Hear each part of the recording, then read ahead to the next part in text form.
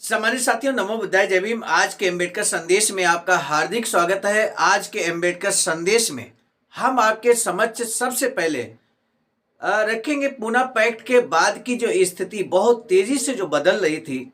हम आपको बताएं, पूना पैक्ट हुआ 24 सितंबर 1932 को। 25 सितंबर 1932 को हिंदुओं की एक सभा होती है और उसमें एक प्रस्ताव पारित किया जाता है। वो प्रस्ताव अस्पृश्यों के संबंध में क्या कुछ कहता है, कल के अम्बेडकर संदेश में हमने आपको बताया था। यदि आपने कल का अम्बेडकर संदेश नहीं सुना तो प्लीज उस अम्बेडकर संदेश को जरूर सुने, ताकि आप उस प्रस्ताव से वाकिफ हो सके कि हिंदुओं ने अस्पृश्यों के संबंध में क्या निर्णय लिया। और उसी निर्णय के तहत लगातार यहाँ पर महात्मा गांधी जो हरिजन पत्रिका उस समय निकालते थे, उस हरिजन पत्रिका में लगातार लेख छाप रहे हैं और लेख के साथ साथ में कौन सी सुविधाएं अस्पृश्यों के लिए दी जा रही हैं, कितने कुएं खोले गए, कितने मंदिर अस्पृश्यों के लिए खोल दिए गए और कौन कौन सी शैक्षिक सुविधाएं उपलब्ध हुई, कौन सी सामान्य घटनाएं अस्पृश्यों के हित में हो रही हैं। बहुत सारी सूचनाएं हरिजन पत्रिका जो वीक टू वीक प्रकाशित होती थी उसमें लगातार महात्मा गांधी दे रहे हैं। सामान्य साथियों, यहाँ पर हरिजन शब्द बार बार हमें इस्तेमाल करना पड़ रहा है। कारण ये है क्योंकि महात्मा गांधी हरिजन पत्रिका निकालते थे और उसमें संपादकीय लिखते थे। ऐसे में उस पत्रिका का नाम ही हरिजन जब था। वैसे तो वर्तमान परिदृश्य में अगर देखें तो हरिजन शब्द गैर कानूनी है, लेकिन हम आप सभी से क्षमा प्रार्थी हैं क्योंकि हुबहू प्रस्तुतिकरण की वजह से हमें हरिजन शब्द बार बार इस्तेमाल करना पड़ रहा है।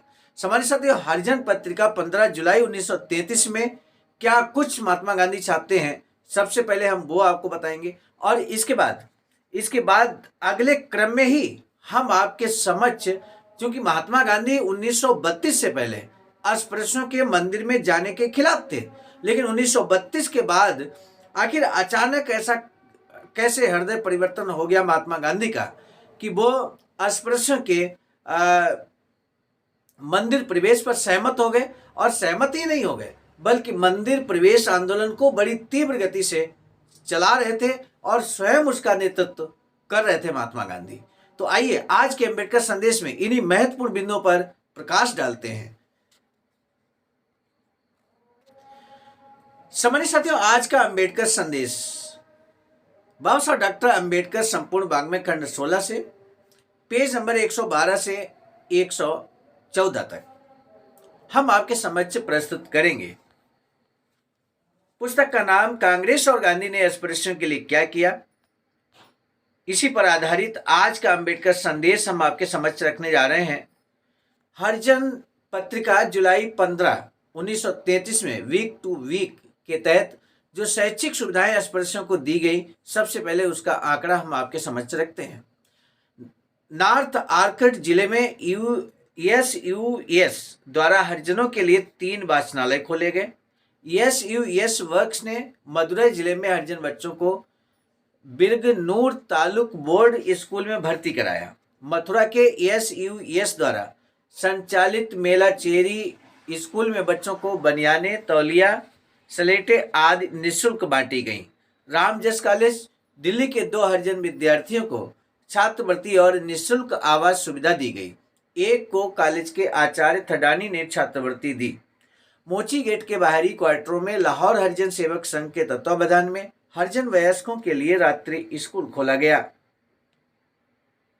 उसका उद्घाटन श्रीमती ब्रजलाल नेहरू ने किया था।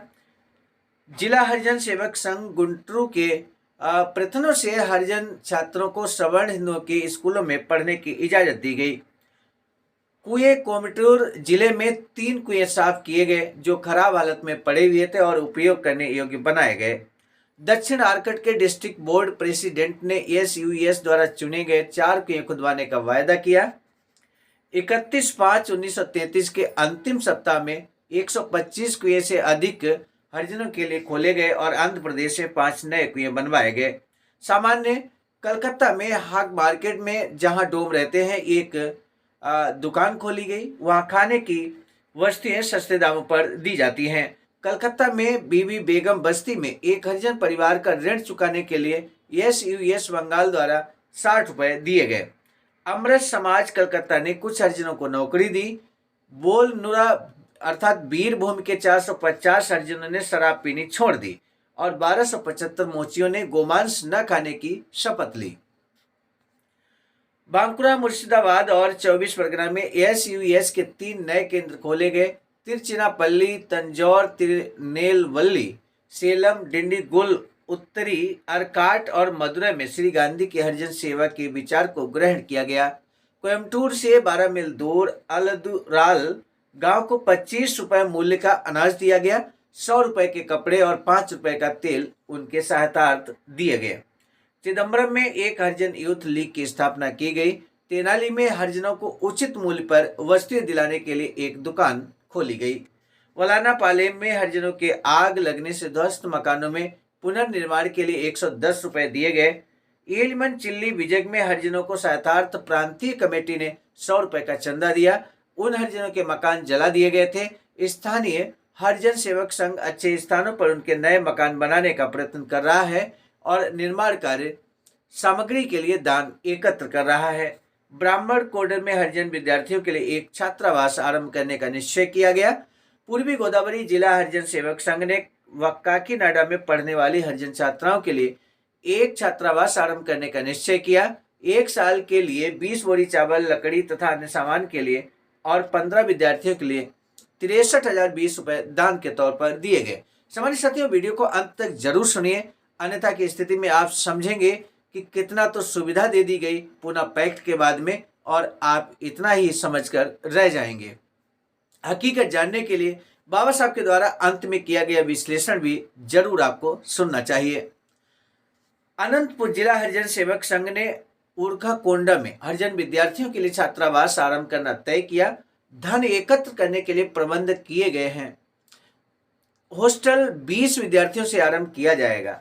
सामान्य साथियों, बाबा साहब का इस स्पीच, बाबा साहब का अभी लेख हम आपके समक्ष रखने वाले हैं, लेकिन उससे पहले हमारा एक निवेदन है कि यदि आप हमारे इस चैनल पर पहली बार आवाज कर रहे हैं अम्बेडकर संदेश को, तो प्लीज चैनल को सब्सक्राइब कर लीजिए बेल आइकन के साथ में। गोलापलेम में एक सवर्ण हिंदू ने एक हरिजन को अपने यहाँ नौकरी दी। जब मंदिरों के मालिक तथा न्यासी अस्पृश्यों के लिए मंदिर खोलने के लिए तैयार नहीं हुए तो हिंदुओं ने उनके विरुद्ध सत्याग्रह किया। उन्हें मंदिर खोलने के लिए विवश किया गया। गुरबयोर के मंदिर में अछूतों के प्रवेश हेतु श्री केलप्पन ने सत्याग्रह के नेतृत्व किया था, जो मंदिर प्रवेश आंदोलन का एक भाग था।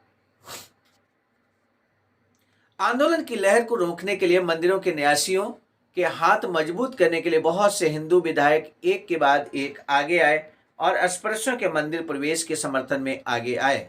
यदि जनमत संग्रह कराया जाता तो अधिकांश हिंदू पुजारियों के पक्ष में रहते।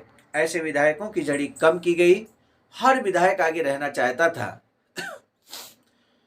मद्रास विधान परिषद के एक सदस्य डॉक्टर सुब्बारायण ने केंद्रीय सभा में मंदिर प्रवेश का विधेयक पेश किया था। इसी प्रकार एक विधेयक श्री CS रंगा अय्यर, दूसरा श्री हरिविलास शारदा, तीसरा श्री लालचंद्र नवल राय और चौथा विधेयक श्री EMR जयकर ने पेश किया था। इस आंदोलन में श्री गांधी ने भी भाग लिया। 1932 से पहले श्री गांधी अस्पृश्यों के हिंदू मंदिरों में प्रवेश करने के सर्वथा विरुद्ध थे।